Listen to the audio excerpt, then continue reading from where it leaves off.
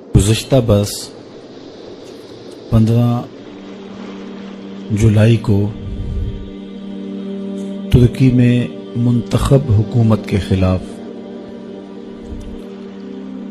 مغربی اشاروں پہ فوجی بغاوت کی گئی، جس کو وہاں کی غیور عوام نے بھرپور مزاحمت کے ساتھ کچل دیا، اور یہ ایک شاندار اقدام تھا ترک قوم کا۔ اس سلسلے میں بہت سارے لوگ ٹینکوں تلے روندے بھی گئے اور انہوں نے قربانیاں بھی پیش کی۔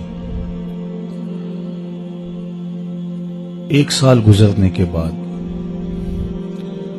اس دن کو ترک سربراہ رجب طیب اردگان نے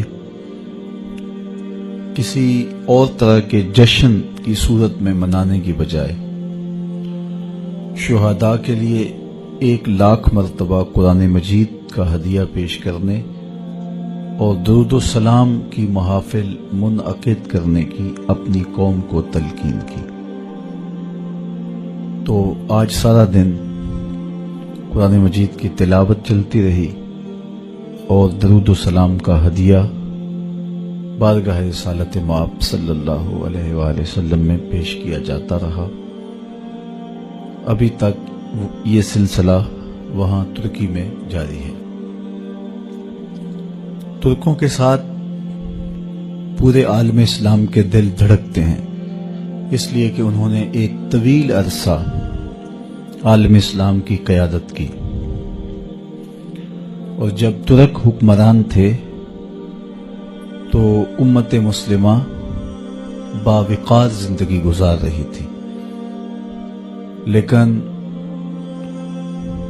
پھر اغیار کی سازشوں نے مسلمانوں کو تقسیم کرنے کے لیے جغرافیائی تعصب کو ابھارا۔ عربوں کو مسٹر ہیمفر نے، لارنس آف عربیہ نے اپنے 4,000 جاسوسوں کے ساتھ یہ باور کروایا کہ تم عرب ہو اور ترک عجم ہیں اور تمہارے اوپر ان کی حکومت ہے۔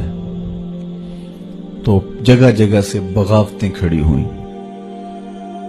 تو ترکوں نے یہ سوچا کہ ہم بالخصوص حرمین طیبین میں قتل و غارت نہیں کریں گے، اور انہوں نے پسپائی اختیار کر لی، اور پھر مختلف ٹکڑیوں کے اندر امت مسلمہ بانٹ دی گئی۔ یہ جب ان کی پسپائی ہوئی اور سلطنت عثمانیہ ٹوٹی، اس وقت پاکستان نے بہت زیادہ حصہ لیا۔ اس وقت پاکستان تو نہیں تھا، متحدہ ہندوستان تھا، تو یہاں تحریک خلافت چلی۔ ترک آج بھی بر صغیر پاک و ہند کے لوگوں کو قدر کی نگاہ سے اس لیے دیکھتے ہیں کہ یہ کھڑے ہوئے اور خلافت کی بحالی کے لیے انہوں نے کوشش کی۔ اقبال خون کے آنسو رویا، دیکھ مسجد میں شکست رشتہ تسبیح شیخ، اور بت کدے میں برہمن کی پختہ زناری بھی دیکھ، چاک کر دی ترک نادان خلافت کی قبا، سادگی مسلم کی دیکھ اوروں کی عیاری بھی دیکھ۔ تو وہ ایک دردناک وقت تھا، ایک دکھی زمانہ تھا جب امت مسلمہ یتیم ہو گئی اور ان کی وحدت پارا پارا ہو گئی۔ عطا ترک نے، جو کہ نمائندہ تھا ان لوگوں کا، ترکی کے اندر مذہب کی تعلیمات کو مسخ کیا۔ پھر وہ وقت بھی آیا کہ وہاں داڑھی رکھنا جرم قرار پایا، عورت کے لیے برقع پہننا جرم قرار پایا، اور اسلامی تشخص کو مٹایا جانے لگا۔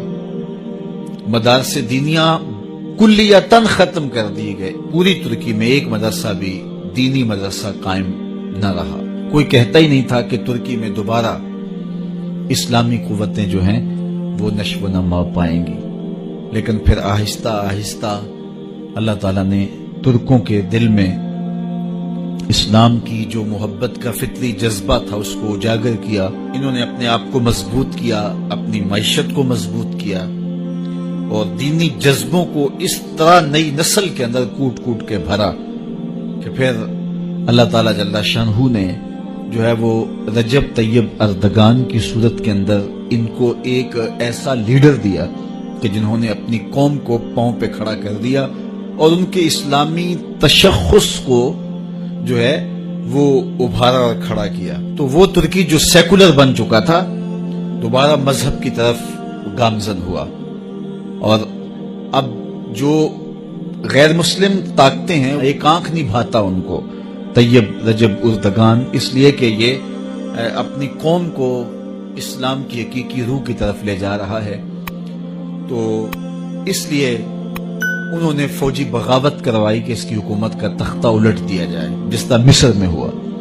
لیکن قوم ساتھ تھی تو وہ پوری قوت کے ساتھ کھڑی ہو گئی، انہوں نے بغاوت کو کچل دیا. طیب اردگان آج جو ہے وہ ان شہیدوں کی قبروں پہ گیا اور وہاں جا کے اس نے خود تلاوت کی، فاتحہ پڑھا، اور پھر سرکاری سطح پہ جو ہے وہ درود و سلام کا اس نے آغاز کیا اور تقریبات منعقد ہوئیں. ہر خانقاہ میں، ہر مدرسے میں، ہر جامعہ میں، ہر یونیورسٹی میں، ہر کالج میں، ہر ادارے میں اس وقت درود و سلام کے نغمے گونج رہے ہیں. ان کا میڈیا درود و سلام کے نغمات کی خوشبو بکھیر رہا ہے.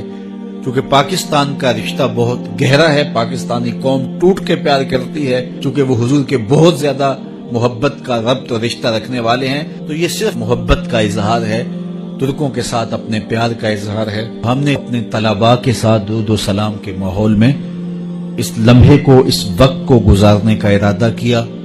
حضور کی بارگاہ میں پورے ادب سے، احترام سے درود و سلام کے نذرانے پیش کرنے، اس کے بعد ہم سلام پڑھیں گے پاکستان کے لیے، ترکی کے لیے، شام کے لیے، فلسطین کے لیے، کشمیر کے لیے، برما کے لیے، پورے عالم اسلام کے لیے اللہ کی بارگاہ میں دعا کریں گے. اللہ اسلام کو غلبہ دے.